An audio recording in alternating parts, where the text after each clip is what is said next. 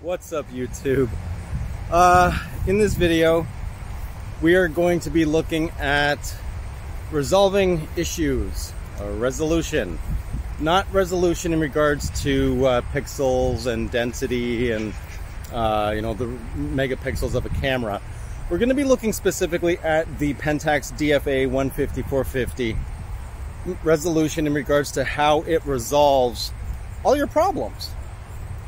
Well, maybe not all your problems. I mean, domestic issues and things like that, it can't resolve that. But in regards to photography itself, I discovered that when I mentioned the resolving power of this lens, just in regards to the finite detail that it actually can resolve, yeah, I was absolutely blown away when I was taking a shot of Butterfly, and Butterfly was super tiny, and then I cropped way in on that image, and I could not believe the quality of that monster crop.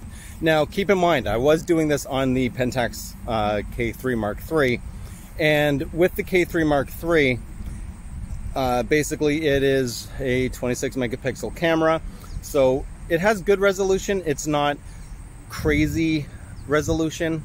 It's not a crazy amount of megapixels or anything. Now we're at an age where, I mean, there's going to be 68 megapixel full frame cameras coming out, which, yes, you can crop way in on that. But even with 25 megapixels, or 26 megapixels, sorry, it's 25.7. But 26 megapixels rounding up, you actually do have an insane amount of cropping capability in regards to being able to retain detail, just on the fact that the DFA 150/450 really can resolve that finite amount of detail and micro contrast and all that other stuff. So I'm gonna throw some images on the screen and show you what I mean. And there was another outing too when, sometimes you're out, you're shooting, and you have an idea, you know what you're looking for, and it doesn't happen. But then you end up coming home, you look at your images, and I can't even believe I caught that. You end up with something completely and utterly unexpected. So we're going to take a look at that as well. But this is basically, to sum it up, this is going to be really an image quality view, real life image quality view of what the 150/450 can really do. So let's just get to it.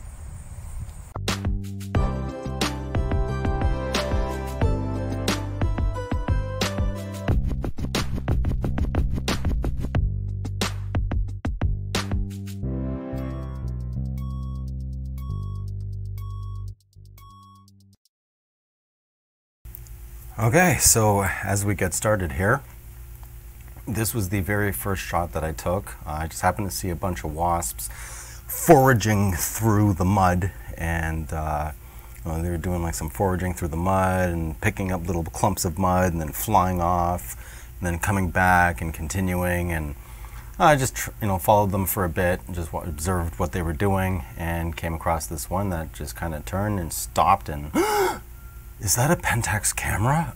It didn't speak. This is not Dr. Dolittle or anything like that, but this is the original image as shot. And let's move on to the crop, and that was the crop. So pretty cropped compared to how small it was originally, but look at the retention of the detail in this shot. The 150/450 really does retain so much detail when you shoot. Moving on, I decided to do another even tighter crop, and these are the results. I mean, the detail is still there. You can see every little spike in its front leg there. It just, wow. I was not expecting to be able to crop in that much in regards to this wasp. And moving on, so here's the Monarch Butterfly. This is as shot from the K3 Mark III and the 150/450, all the way out at 450. And that's how small it was. That's all I could get. and then here is an extremely heavy crop. So it went from 6192 pixels by 4128, as you can see down here, and it was 25.56 megapixels, and it went down to 1 megapixel crop at 1266 by 844. It's, you know, maybe a slight bit too heavy of a crop here, but being able to see this antenna and just the amount of things that you can now visually see from such a heavy crop compared to this, I just was not expecting that. Yeah, I'm blown away. And then here's the Tern as it was diving. So what happened was I was tracking it, but honestly, they dive so fast. By the time it was getting close to the water, I ended up losing where it was in the frame. And yeah, it was over. So I wasn't able to get that. This was the shot that I wanted. I wanted to get the beak just above the water.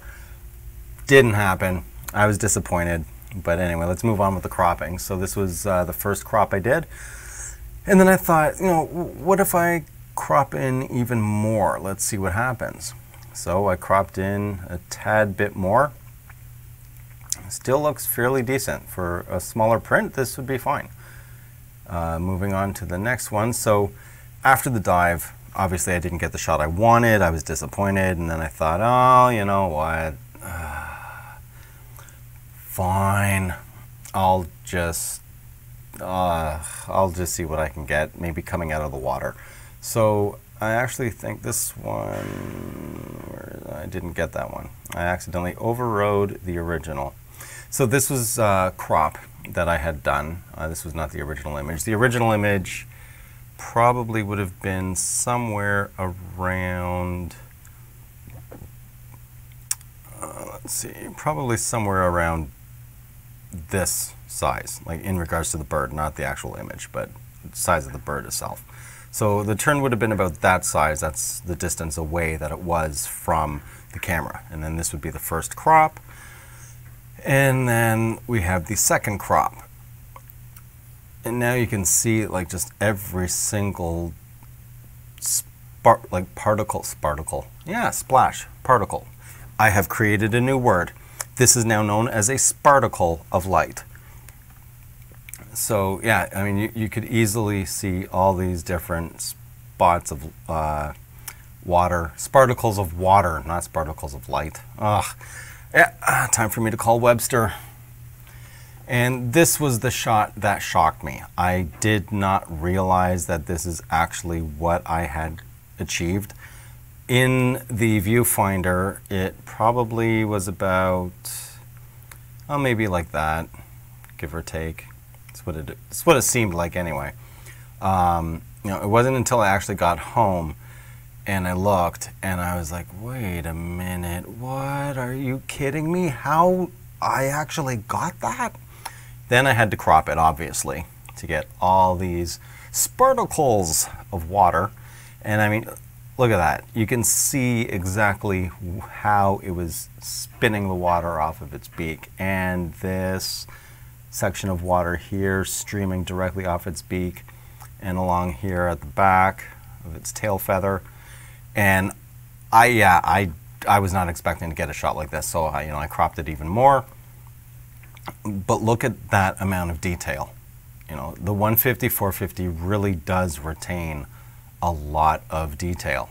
You know, I mean, this is a pretty big crop for a 26 megapixel camera, and to still have this amount of detail and everything.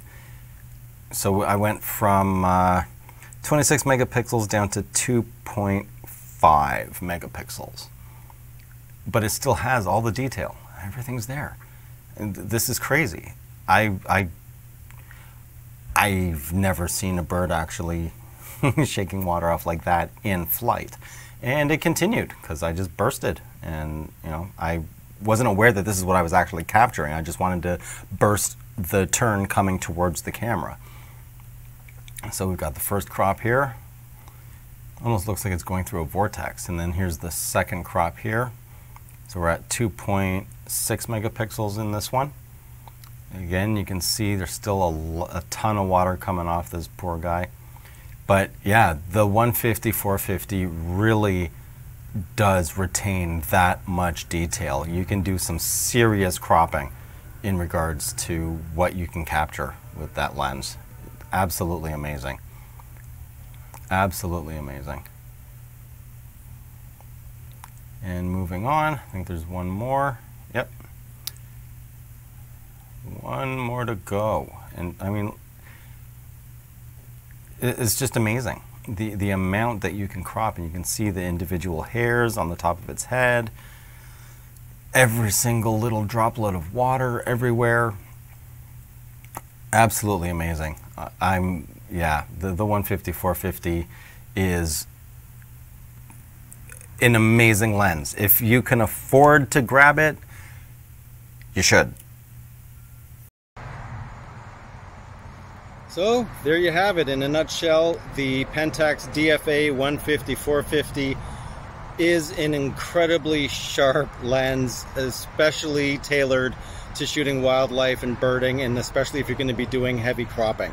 It truly does retain as much detail as absolutely possible, and I was absolutely blown away. I was not expecting to be able to crop that far in and still retain all the detail that I was hoping to capture. So that's it. If you like the video, leave a like. If you haven't already, please do subscribe. Always helps out. If you have any questions or comments, leave them down below. And if you want to support the channel, that info's at the bottom of the description as well. That's it. I'm going to go. You'll see me on my next video. I'm out.